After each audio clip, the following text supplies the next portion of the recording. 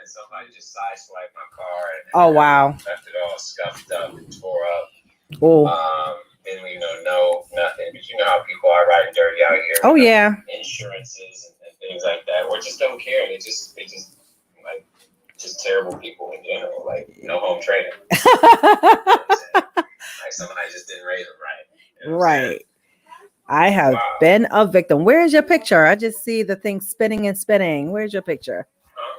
Oh, I'm here. Okay. All right. Maybe it's my end. Maybe it's my end. I don't know. I see you and I see me. I don't know what's going on. There's 3 people that backed out already. I don't know. They wasn't committed. Got it. So we have a little thing, text upgrade to 718-405-2192. That will get you on Miss Bernadette Henry's text line. Make sure they type in, make sure they text, what's the row? Upgrade. There we go. It's pinned up here on the top, so you can see it the first comment there. If you're interested, you want to get on that list. She won't spam you. At least I think she won't. No, I won't. Nope. Surely won't. But yeah, we're on here to end, go do some Q&A. We're going to talk about the course a little bit, which we launched a couple weeks ago now. I can tell it's been a couple weeks now because my beard has grown out a bit since the launch date. Yeah, so far so good. We've got a bunch of participants. People have been excited about it. We're about to send a message out to find out, what people love about it, what people like to see different. So there's an opportunity for people to kind of, enhance and improve the course for everybody. So, like I said, it's different from being like with Peloton or something like that. If you just don't like the course, it's just tough luck. Right. If you don't like the program. But for us, we're trying to provide the best product and the best thing for you. So it's jump rope, skills, prep, and recovery. And I think the important thing that I want to touch on before we jump into Bernadette explaining a little bit more about the skill side is I had a couple of statements on a couple of posts where people were like, I didn't know you need to prepare for jumping rope. You just go in and jump rope, like that, like since when did we need to start preparing for that? And so I want to address a few things surrounding that, right? Because I think it's a cultural, first of all, we have a cultural issue in our society where we tend to believe that when you want to do the thing, you just do the thing. Right. And that might have been true as a child. That might have been true growing up. There's all types of stuff we just did, right? You want to skateboard, you just jump on the skateboard and do it. You want to, ride a bike and crash into it with your friends, do jumps and do.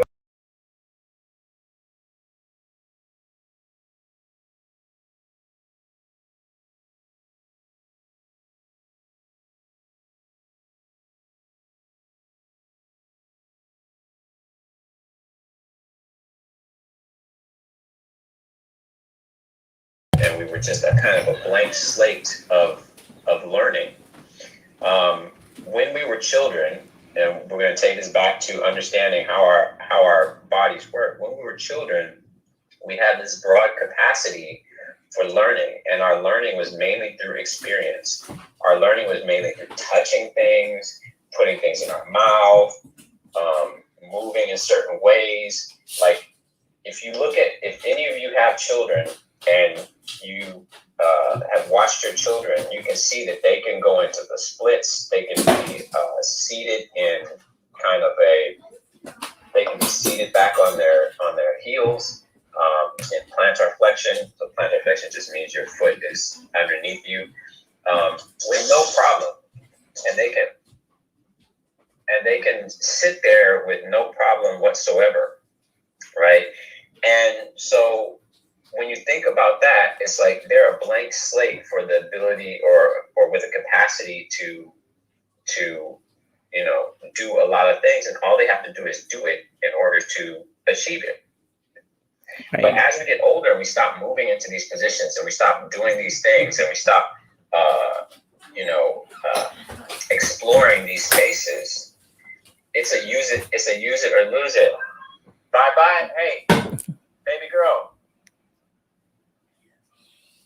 You're yelling bye from the she's yelling bye from the living room. Hey, baby girl. Bye. Come here.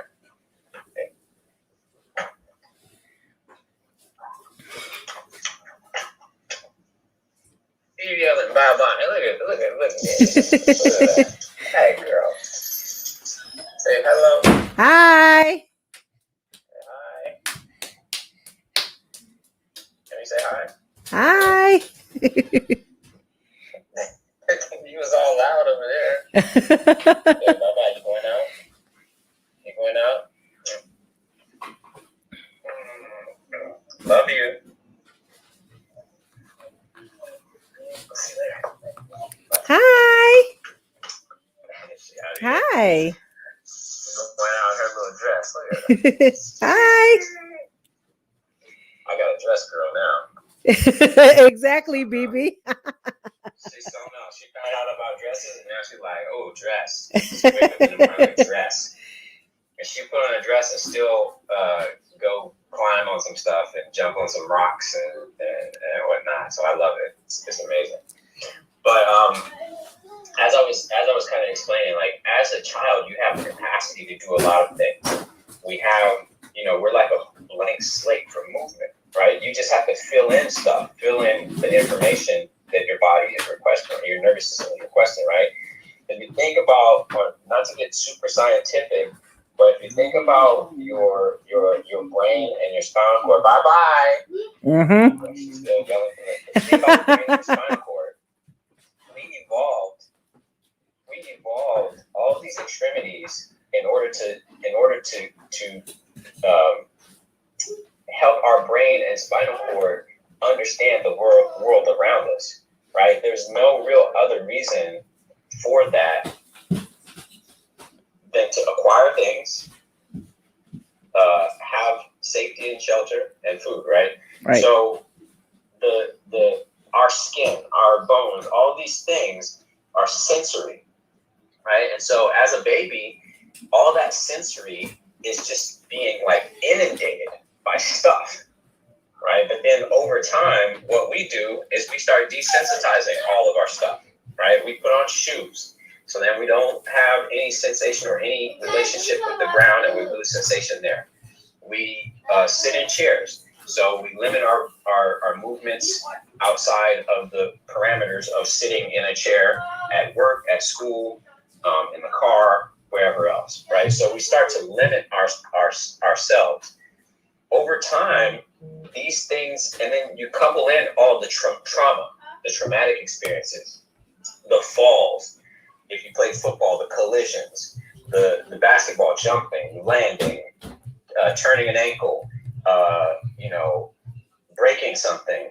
Like all of these traumas are cumulative and they have a cumulative effect. So by the time you get into your 30s and 40s, and then you had a pandemic where you sat at home and didn't do anything, and then you were like, oh, hey, you know what? I saw Bernadette doing this jump rope thing. That looks dope. I want to start doing that.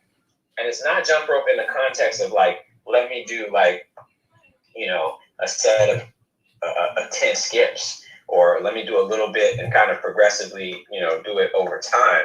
It's like, let me just go all out. Let me I want to do this thing, right?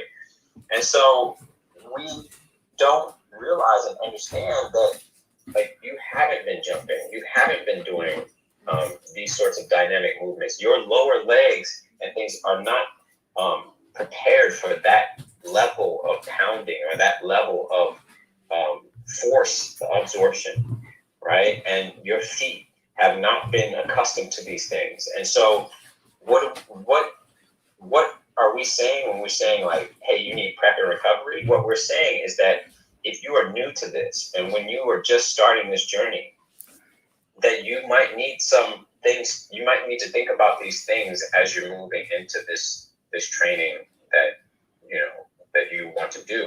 and that it's not just, we're not talking about jump rope from Muay Thai, for example, where you're just like, okay, I'm just doing a low brief warm up before I start doing my, my martial arts or whatever.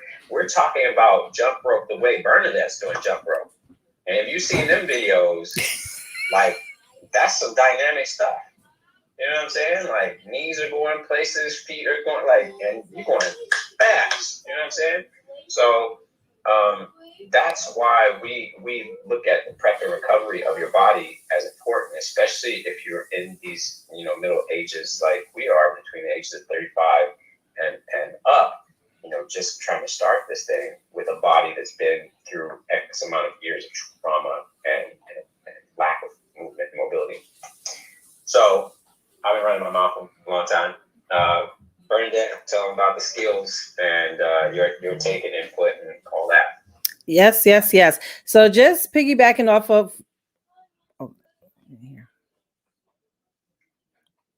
As important, especially if you're in these, middle ages, like we are, between the ages of 35 and up. Just trying to start this thing with a body that's been through X amount of years. Yeah, let me go out and come back in because of my iPad. Yeah, on the iPad is literally showing a circle. So you can hear me though, right? Okay, got it. Yeah, let me go out and come back in. Because all I see is a circle. That's gonna hop off and hop back.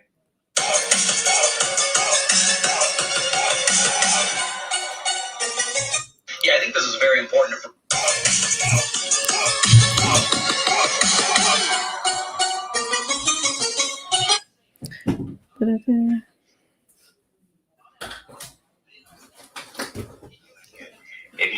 any of you want to leave a comment or a question, please be sure to ask a question using the little question mark thing to the side of the comments there.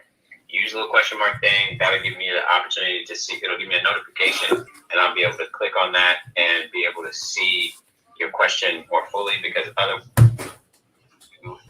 be sure to utilize the little question mark thing there. Also, remember, I've got pinned here. Text upgrade 718-405-2192. No, it's 504. 718-504. Oh, what? I copied and pasted that too. Did you write that wrong? Yeah, on the iPad, all I saw was a circle. Like you was just a circle. So I'm using my phone now. They sitting here talking about Android and Apple, please. Okay, we changing this. It's 504. So if you accidentally sent it to sent it to 405, I'm sorry, somebody else got your details, unfortunately. I'm sorry about that. Oh, there we go. Okay, y'all. So we're talking about jump rope prep and recovery. So I believe that is very important. Just piggybacking off of what Rich said, it's just really important because a lot of people, they see me online and they're like, oh my God, or they just see anybody jumping rope online and they're like, oh my gosh, I got to do this. I got to try this. This looks so fun. Let me do it. And if a person is an avid follower of mine, or if they're in my groups and things like that, they know that I try to provide as much education as possible on how to be safe. But if it's a new person jumping on, or if it's a person that may not be a religious follower, they're just going to go for it. They're probably not going to watch any of the stuff where I talk about precautions and things like that. And I've gotten a lot of messages where people will be like, oh my gosh, I went outside today, but now my knee hurt. Or, oh my gosh, I think somebody just wrote me the other day on TikTok saying, hey, look, I just started jumping because of your video. And now I had to take a break because my ankle hurt, So people are like very motivated and they're driven. And I think because they never seen like jump rope done so fun before, it's like, wow, I've seen this. I've seen people doing it, but I never knew it could be this fun. So let me go out there and do it. But when it's like you go out there and do it, your body's not prepared. You're not prepared. So you don't know the proper stretches or the warm-ups or just the things you have to do, because yes, I make it look fun and easy, but in actuality, it's really not. There's like a lot of moving pieces that go into the jump rope. So for the jump rope portion of the course, it's basically 4 weeks and it's a progressive course. So in the first week, you're going to learn the foundational things. You know, a lot of times people kind of get into jump rope and they want to start doing the tricks and the twists and the turns and the this and the that, but you have to master your foundation, your basics, right? So in the first week of the course, you're basically really drilling down the basics. You know, you will get a different task each day, but you're really drilling down the basics because one thing really builds on another. And then the second week, you're going to start to do like some footwork techniques. So learning how to do footwork, because footwork is a transitional tool when you're jumping rope. And then in the third week, you're going to get into like some basic tricks. So like your double unders and your crossovers and your other things. Okay, I'm going to tell you everything. I got to join the course. You're going to get like some basic tricks. And then in the last week of the course, you're basically going to put everything together that you learned. So it's like you should master one thing before moving on to the next, and to the next, and to the next. And you know, in the beginning, before we start, I basically tell you from my perspective, like the things that you could do, like wearing the correct shoes and jumping on the mat and socks and things like that. Yes, those are great preventative measures, but also too, with the mobility and the upgrade guys, they're going to help you like strengthen, not just like strengthen and warm up and stretch and things like that, but they're also going to help you develop the muscles that you're going to be needing for this. Well, I mean, it can be a strenuous exercise to someone that's new, but even for me, yes, it could be a strenuous exercise. But in fact, you know, jump rope is safe. It's like low impact and it's high impact at the same time. So I really teach you how to do it from a low impact perspective, but you can turn it into anything that you want. And just to let y'all know, yeah, and just to let y'all know, jump rope can be safer than running and jogging. Like if you can run and jog, you can jump rope. Right. I think it's also important to note that, right? Because, or it's important to note a certain thing, because like with skipping rope, I think you spend more time utilizing a position that is more of our natural way in which we're supposed to strike the ground with our foot in the first place. It's typically the shoes that we wear, the running shoes that we wear particularly, that kind of guide us into this different style of running that was not necessarily natural for the human being. And when we think about this, like shoes have only been around for a little while, especially shoes in the way in which we know them and the type of like sports and running that we do. So when Bernadette says it's safer than running, you got to think about that. Like a lot of people go out and when you say running, they're like, oh, I want to do 5 miles, I want to do a 5K, I want to do a, you know, and this is a lot of impact. And oftentimes people jump into this stuff in a very like unplanned way, without even considering like, you know, the strength of their lower limbs. I think what this course also does is it helps people understand their lower limbs a little bit better, their feet and their ankles and their knees. And with that understanding, even through this course, with that understanding, you have a better idea for things like running. If Dr. Daniel Lieberman from Harvard University talks a lot about the foot. He's the author of Sapiens, which is the evolutionary biology story of the human body, Sapiens, or story of the human body. I don't even remember which one it is. It might be both. Anyway, I think it's the story of the human body. But he is like adamant about the structure of our foot and how it was designed, and then how running was performed prior to the inventions of the modern shoe. Oh wow! And so when Bernadette talks about like jumping being safer than running, what we're actually saying is what she's actually describing is the way in which you land when jumping rope. Correct. Is more in line with the way in which our foot was meant meant to strike the ground in the first place. Now, we have to also take into account surfaces, right? Bernadette talks about surfaces, the types of shoes, the types of things you can do to kind of like as prophylactic. I think it's important that we know this, right? Because the surfaces in which we're jumping on, like concrete, is a fairly new surface to the human body. The human body is not accustomed to concrete being the major form of like, you know, even walking even, but we walk on it every single day.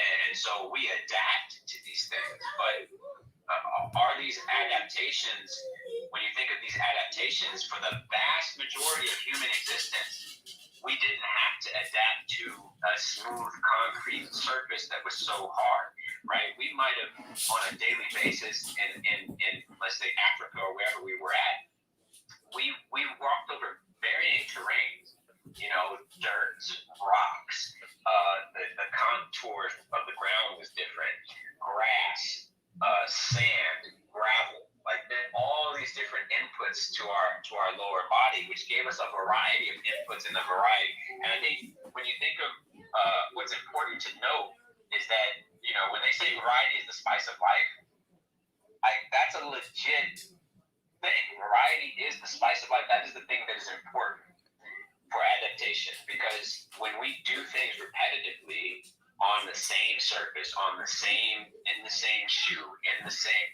it becomes problematic, right? When we sit at our desk every single day, that's when it becomes problematic. You know, they say the worst posture is the posture you spend the most time in. Wow. It's not about like, oh, I'm flexed over, or oh, I'm here, that's better. No, if you spend all your time here, that's bad. If you spend all your time here, that's also bad. You know, the variability is the importance, you know. And so I give an example of I have a client. This is going to be a quick story, or it's actually going to be a long story probably, but I have a client who recently had this issue with his foot, and he went to the podiatrist. The podiatrist said, "Oh, you need to buy some new shoes, to have a better arch support, to have this, and that, right?" So he buys these bulky new shoes. He comes to me and then he says, "I want to get your opinion on this because I mean, I'm taking it with a grain of salt. I'm taking everybody's information because I like to wear minimalist shoes." And the podiatrist is telling me that the minimalist shoes are the problem. And so I asked, did he ask you about your history? And did you find out about the history of you? Like, what do you do? And how long have you been wearing minimalist shoes? And what are you doing differently, right? Now, we've been in a pandemic. So this podiatrist is telling him, oh, the problem is that you walk around barefoot too much, and now you're in these minimalist shoes. And I said, no, you've been wearing minimalist shoes for 3 years with no problem. Right. You know what's a problem? Yes, you have been at home more. Mm-hmm. Yes, you have been walking around the house barefoot more. However, that's not so much of the problem as, guess what? You just started playing tennis a couple months ago in those shoes without a whole lot of support. I was like, you need some tennis shoes. You need some shoes that give you a little bit more support for playing on this concrete. Right. Right? You literally went from zero to doing this high impact activity. And I was like, did the podiatrist know that? And the answer was no. I said, so I think the thing is we need to rotate those shoes. We need to have you, yes, wear those other shoes that he recommended for the time being, because we need the issue to die down. Right. We need the inflammation and the issue to die down. But as soon as you can, move back into those minimalist shoes, and then vary your shoes. You should wear different types of shoes. I was like, since you're not going to work, guess what? You're not wearing dress shoes. I mean, I don't like dress shoes anyway, but it still provides you some variety. Right? It's giving you something different than you are doing, right? So, I mean, ideally, we want variety. Right. Ideally, when you think of, I I likened it to a bridge, right? You say like arch support. People are like, oh, you need arch support. And I'm like, well, a bridge, for example, does not adapt. We build a bridge in order to maintain, to flex and give for the amount of cars that are going to be on that bridge or whatever is going to be the case, right?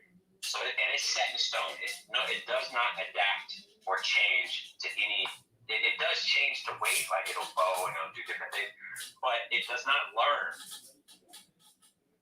Your foot learns, right? The brain learns about the environment through the touching of the ground with your foot, right? So if you support that foot with an arch support, and that's all you wear all the time, guess what the foot starts to, then the brain starts to do? It says, well, I got this supporting thing here. So what do I need, to do any work for? Right. Like, I got this support thing. So guess what happens when you remove the arch support? Foot says, yep. And then you're walking around on that foot that doesn't have that thing, and everything else starts to ache. The knees start to have a problem. The hips start to have a problem. Why? Because you don't have that strong foot that knows what to do when it touches the ground. Right. So these are important things, and this is one of the things that we in the jump rope prep and recovery course, we explore that. We start with prep and recovery and help you understand like the prep and recovery exercises, and then we have some follow along prep and recovery. We have one follow along prep, one follow along recovery, and then in the following week we start to move into like strengthening work. Like, what do you need? What kind of strength work do you need for your lower limbs? Like, what should you be doing? And then in the following week, we move into specific joint-specific issues, and we give a very superficial introduction to that. If you want more in-depth stuff, we can guide you into different courses that address those things specifically. But we just wanted to tie it into your specific issues. Like, if you don't have enough knee rotation, what can you do? If you don't have enough ankle mobility, what can we do? So we address that, and then in the final week, what we address is, I don't even remember what's in the final week. Pull that up. Now I have to go on the website to figure out what's in the final week. Just know there's a final week. All right, I've been running my mouth so much. The thing that I liked about the stuff that I saw, or the courses, because I uploaded all the materials that Bernadette sent. The thing that I liked about it is that there's small, manageable chunks of information, less than 2 minutes. And I think one of the things that I wanted to point out about the material is it gets released to you on a weekly basis, but don't think of it as stuff that you have to do this week. I titled each week a module. So if you think about modules, there's no test on this. This is not like, you're not in school, you're not in college or whatever, where it's like at the end of however many weeks of the semester, you're going to get tested. You got to know this by then, and this, you got to be up to speed on this by then. That's not how this is. If you want to spend 4 weeks on week 1 on module 1, spend 4 weeks on module 1. Mastery is the key. Yep. Like that, what she is giving you in week 1. Very foundational. I'm looking at it, I'm like, that's foundational. And I'm thinking to myself, well, that's going to take me at least a month to kind of, wrap my head around master before I go to the next module. And just to add to that, say for instance, like I said, for week 1 is like really your basics. And I guess doing it repetitively, especially if you're going in sets of 100, in that time, you're building up your stamina, your breathing, your conditioning, your timing, your rhythm. So if you really do need to spend time on week 1 to at least know that you can do a couple of sets of 100 jumps, before moving on to, like, say, doing a double under or crossover, do that, because the more advanced you start to get, the more energy now you're expending. Okay. So for your normal set of 100 jumps, it should take anywhere between 30 to 45 seconds the latest, right? The most. But if you're getting into like say the crossover or the double under or the side swing or now combining these things, that's going to take way more energy and way more effort. And if you really skip past those week one basics, I know a lot of people don't like basics, right?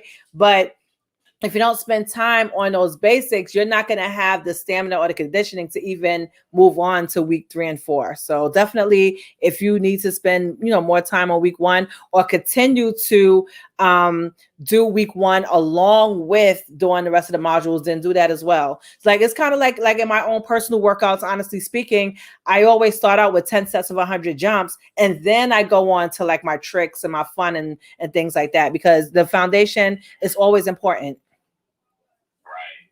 That's absolutely critical. I just want to say thank you to Saniqua for the badge. Appreciate you. But yeah, it's really important that we get the basics right. This is something that I preach a lot through all of my content. If you looked at a post from yesterday, I think it was, in the caption I wrote something about understanding the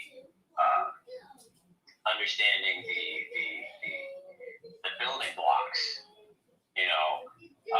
It's important that we build from the smallest possible,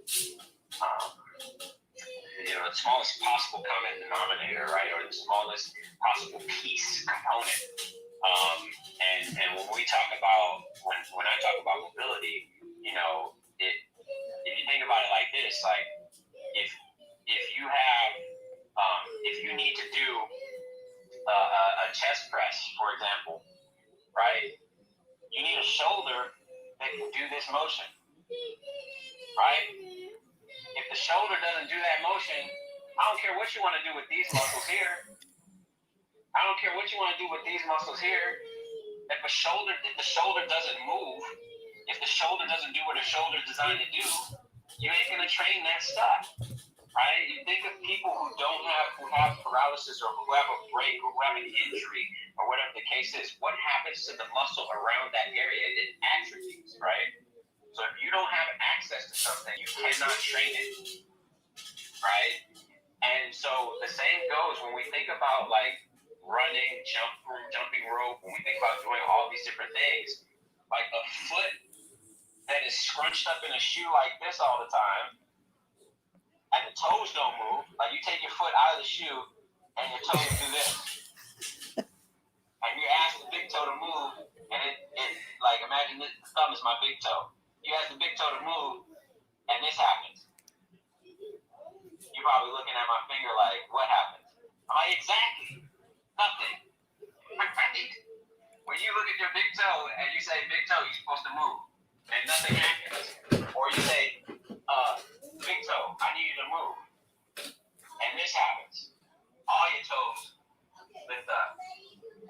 And you can't control the big toe, right? You can't control the toes. You can't control that stuff, right? And so when we think about like understanding the smallest possible movement, the foot has 26. There's a lot of bones the foot has. 26. I think it's 26 bones in the joint in the foot. Each one has 6 degrees of freedom. Wow. So six different ways in which each joint can move in the foot. That's a lot of mobility, right? If you don't have access to that stuff, if you don't have the ability for that stuff to move, if it's just sitting there like a block, then guess what it does not do? It does not distribute force well. And if it does not distribute force as well between all of those support structures, then that means the demands on some structures are higher than the demands on other structures. That also means that if that force is not distributed well through the foot, guess what else is going to happen? The ankle is going to absorb more than it necessarily needs. The knee is going to absorb more than it necessarily needs. And guess what happens when the knee doesn't do what it's supposed to do, when it doesn't have all the ranges that it's supposed to have? Then it's not going to absorb and create force the way it's designed to move, or it's designed to. And so it moves on and on up, and then you have people who are like, oh, my back hurts, and I don't know why. Well, your back wasn't supposed to be doing some stuff. Right. You know? So, the thing is it comes back to those smaller parts, and it comes back to understanding that.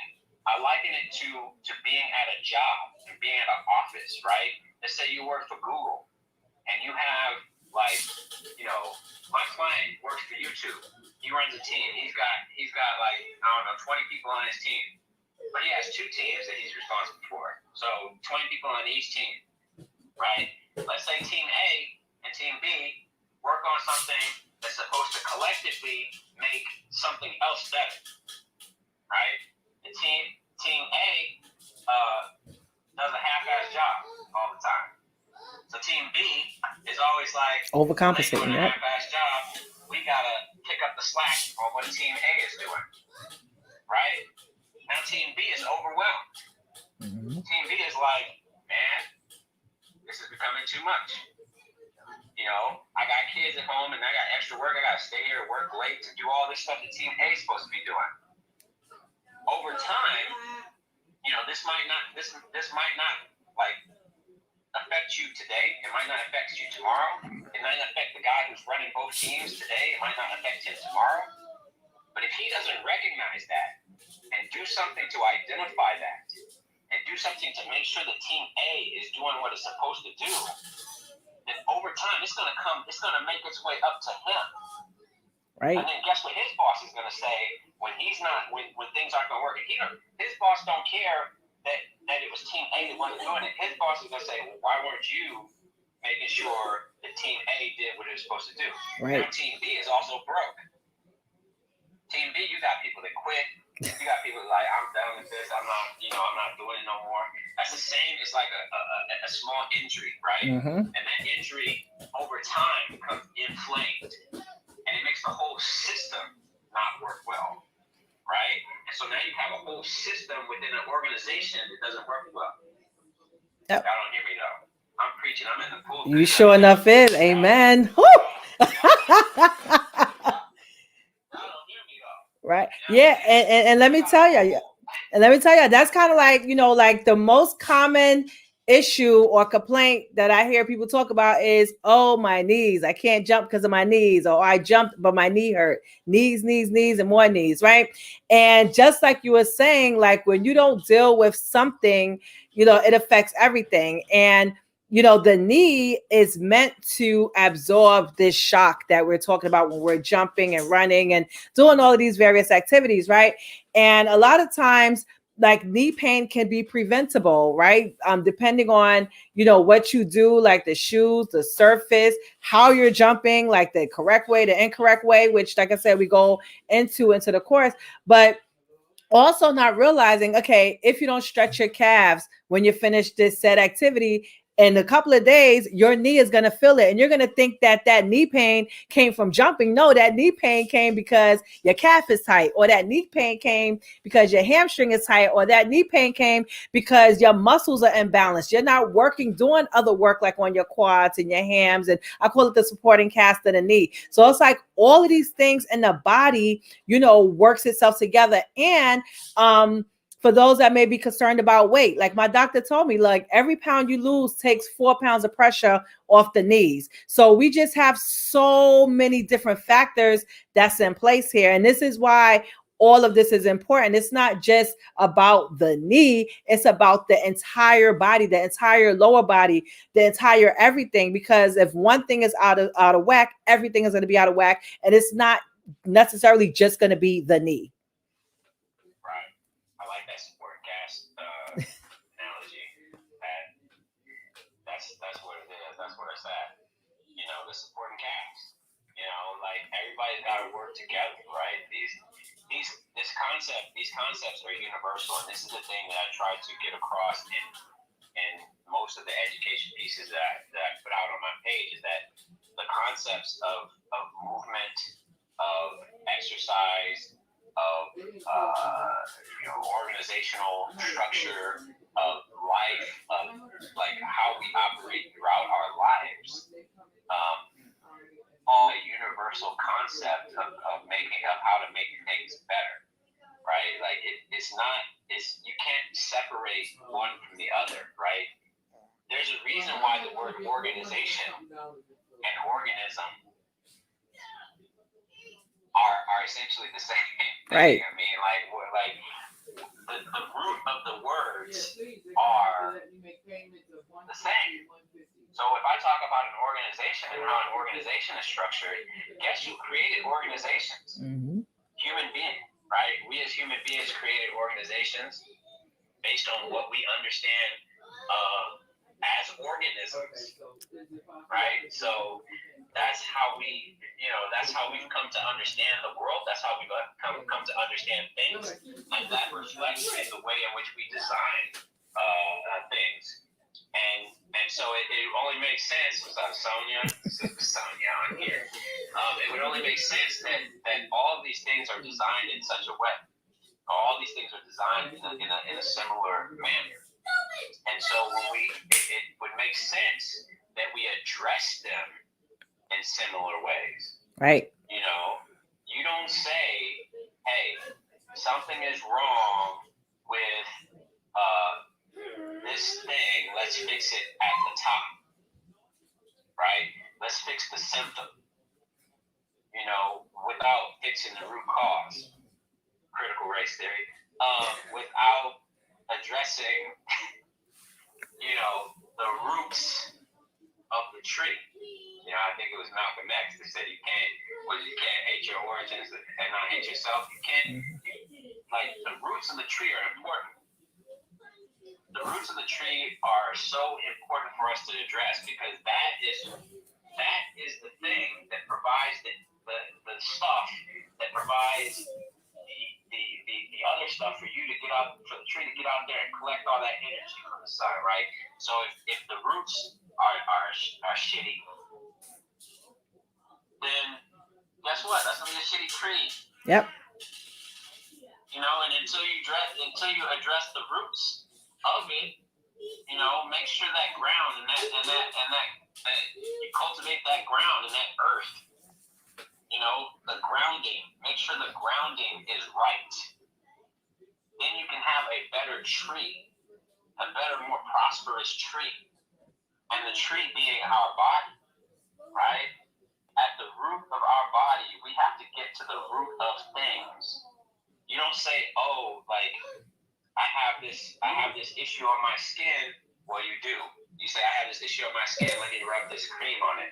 But we never think, what could be causing the root of that, right? Like an allergy, something that we consume, things that we do internally, right? And that's the same thing we're talking about when we talk about mobility, prep, and recovery, is that we need our internal environment to be capable to do the external things that we're designed to do. So if we want to run, if we want to jump, we have to get back to the root of the issue, which is that we have come to 35, 40, 50 years old, and we have terrible roots.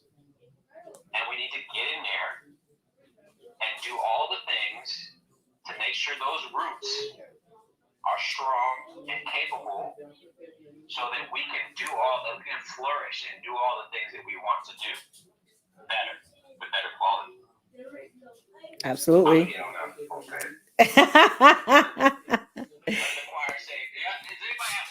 Yes. I would love for people to ask questions. How much time you got? I can be here about 10 minutes. Yeah. If y'all have questions, let's go. Put them down. What's we here for? So this has been really, really, really good. Where these posts be coming from? They just coming out of general conversation, and then suddenly I got a carousel post coming out. I got one coming out today. Oh, really? Y'all better put your post notifications on. We only learned some Korean today. Ah. Yeah. I don't know about this black dude that speak Mandarin and can read some Korean. How did you guys collab? That's a great question. So, yes, I'll go for it. Okay, so I met Rich online. What was it, like 2 or 3 years ago? I think it was like 2018ish. So I met you online. I met Rich online, and he ended up interviewing me, he did an interview with me for his podcast. And we made contact. We made friends over the years, and then the Upgrade guys asked me to be on their podcast, which recently aired. And in the podcast, of course, talking about jump rope. I was explaining how like people always complain about their knees and joints and things like that. And from there, this course was birthed. We said, hey, look, I do jump rope, y'all do mobility. Let's go together. And like this course was really an answer to or solution to people's problems, which was my knees, feet, ankle, and joints. Or I want to jump, but I can't do this, but. So that's basically how it came about, and let me tell you, collaboration is everything. I don't know everything. Nobody really knows everything. And I think that what our businesses do is they really complement each other. So they was just, we just put our heads together, we did it, and it's going great. So that's my version of the story. The course is on whose page? The course is at theupgradeguys.com. But you can use the links in our bio. I think you still have the link in your bio too. Right? I don't have the link in my bio, but BB, just text Upgrade to 718-504-2192 and you got it. Yeah, you get the link to there.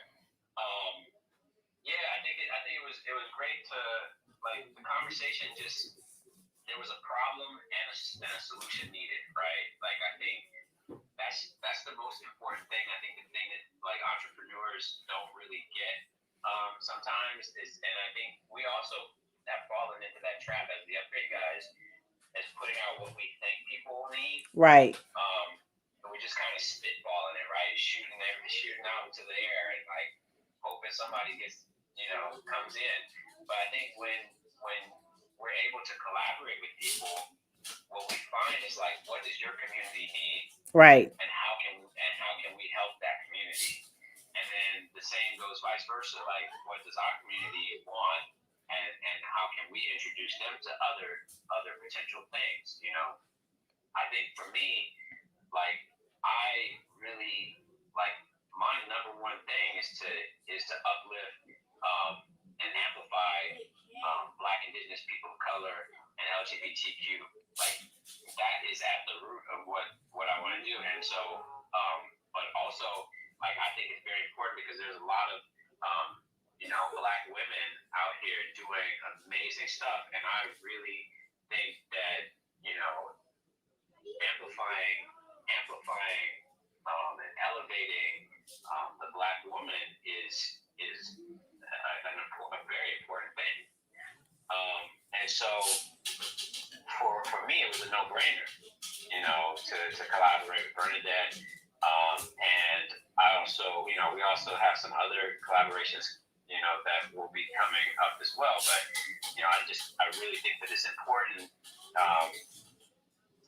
Collaboration as small businesses is one of the big keys for success, I think, because we're not Amazon, we're not Peloton, we're not these other things. And then on top of that, we don't want to be those things, and we don't want to be beholden to their those sorts of like criteria. Like you can say this, you can't say that, you can do this, you can't do that sort of thing.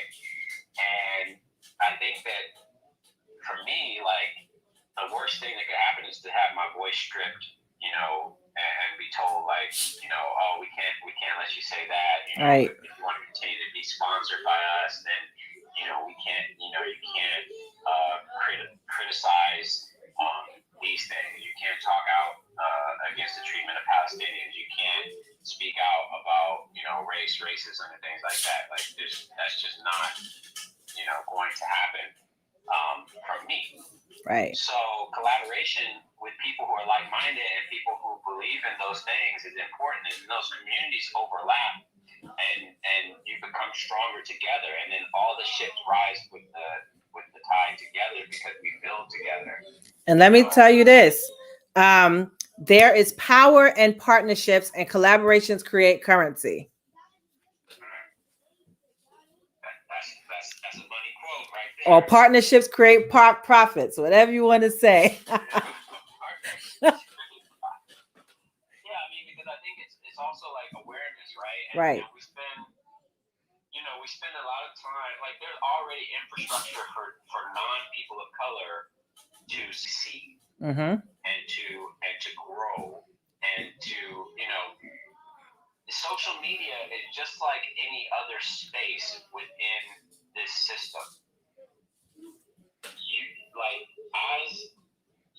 You are an outlier if you're the person of color that excels and reaches those higher levels. I mean, not everybody can be Kevin Hart. Right. You know what I'm saying? Have 100 million people, following him on Instagram. You know what I'm saying? And I think that it's also important to understand that like as the tide is rising, when we are working together with other people, we can help their ship within that tide, right? Because if you're alone in that tide, you can be overwhelmed really rapidly by the tide. And that's something that's important too, because even as we've collaborated, there's things that Bernadette does on the back end of her business that I had no idea about, right? We're able to exchange information as well about like what works for you. Oh, you do a text thing like that, like the whole text thing. And the other thing too is like understanding that like when you're working together, there's no need to compete. Right. Exactly. Right? Like we're not competing, we're working together. Right. And so I'm like, yeah, text her text line and you're on her text thing. Great, fantastic. Like you don't need to be on my email list if you don't want to be. If you choose to be on my email list or my text line or whatever, great. But we put her text line out here because when we all grow together. Right. And we all learn from each other. And that's the powerful thing about collaborating. Like when you're collaborating, make sure that you collaborate with people where it's not one-sided, right? It's a even exchange for the most part, where you have something to offer them, they have something to offer you, There's a question: if you're trying to gain weight, is jumping rope going to make you have to eat even more? Seriously though, can you use this particular activity to build muscle? Yes, you can. So if you're just jumping, if you want to build muscle, yes, get a weighted rope. So I use weighted ropes every single day. And my regular workouts, I'm gonna do my 10 sets of 100. So if I'm doing the Tabatas, I just use weighted ropes, and they have weighted ropes from 1/2 pound all the way up to 5, 6, 7, 8 pounds. So yeah, you can use a weighted rope. Sweating is not an indicator of weight loss Nope. or gaining or losing weight though. So understand that. If water weight is gonna come and go. So understand that, but also understand that like when you build muscle and you stimulate muscle, muscle cells begin to hydrate themselves, and so a lot of like muscle weight gain comes from hydration of the muscle that's there. Also, understand that like if your goal is or your objective is to actually gain weight, gain like actual physical muscle, you have to do some weight training. Yep. Like that's going to be an important aspect. Jumping rope, skipping rope has more of a cardiovascular component, and depending on the strategies that you use, will do more to either burn fat or improve your aerobic base. So depending on the type of strategy for jumping weight or jumping rope that you utilize, that will be the thing. But if weight gain, or like not just weight gain, but muscle gain is your goal, then you need to actually lift heavy weights. Speak to your tissue. This next carousel is coming out. This is for everybody. Force is the language of cells. learn some Korean. But now there's some crazy pose, right? It's all tied together. It's a crazy pose. But force is the language of cells, right? And so the only thing cells understand is like you provide force, we know what to do. You know, you provide additional load. All right, we know what to do. Let's hydrate. Let's build. Let's go. Okay. So understanding that is important. There's another one. Being a Black woman in fitness is tough. One of the drivers behind my goals in DPT. Is that doctor to physical therapy? Not sure. That's NW Bootcamp America. Yes, speak to your tissues in a language they understand. That's exactly it. And look, check this out. If you're not mobile, and your joints don't move the way they're designed to move, you can't speak to them in certain lines of tissue. Right? You can't speak to certain lines of tissue. It's like you speak it. It's like you would be speaking Mandarin, and your muscle sitting there like, I don't know what you're talking about because you didn't even tell me how to make them sound. It's like I don't know. That's exactly what it's saying.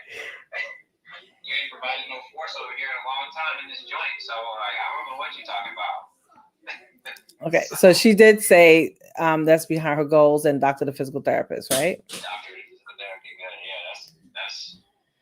And I think like really for the Black fitness professionals really is to collaborate. That's it. Like collaborate and make the noise, because I think I was watching one of Sonia Live's a couple of weeks ago, and she was saying how like even with the Pilates and just different fitness entities, when you do see like Black people, it's always the same Black people, right?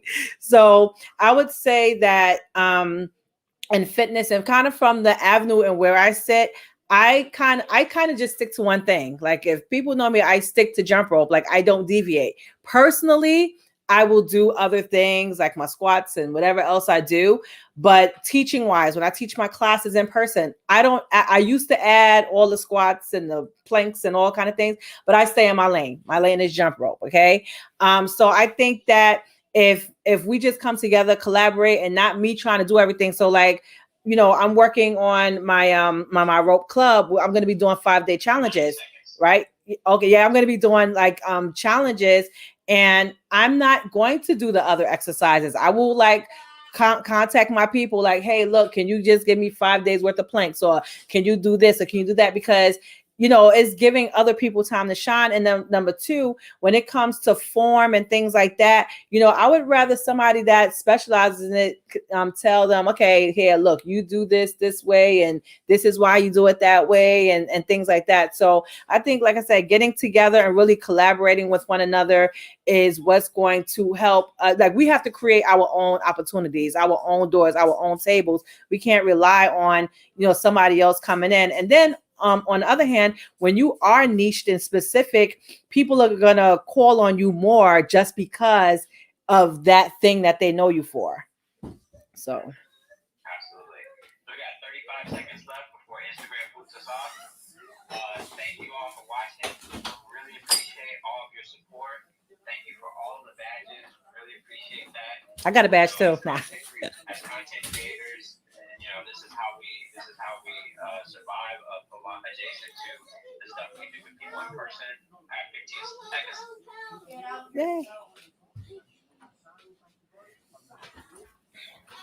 Hey y'all. Well, that is that. So y'all heard everything. I am going to fix it up. Y'all see my mic? Hey. I'm gonna fix it up and edit.